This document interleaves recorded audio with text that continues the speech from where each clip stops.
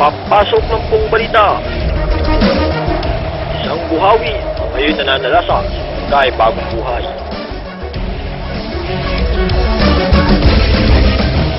Subalit si Aling Michelle, tila walang pangamba sa kanyang mga sinampay.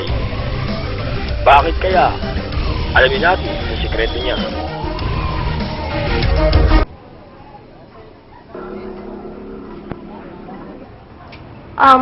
Kumpante ako sa nabili kong pang-ipit.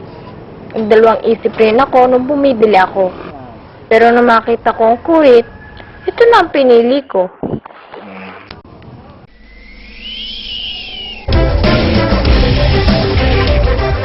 Kaya pala, yun pala ang kwento sa likod ng mga pangyayari. Kampante na siya sa sinampay niya. Samantala, ano ito? Ang sikreto niya may nakakatukas na ata.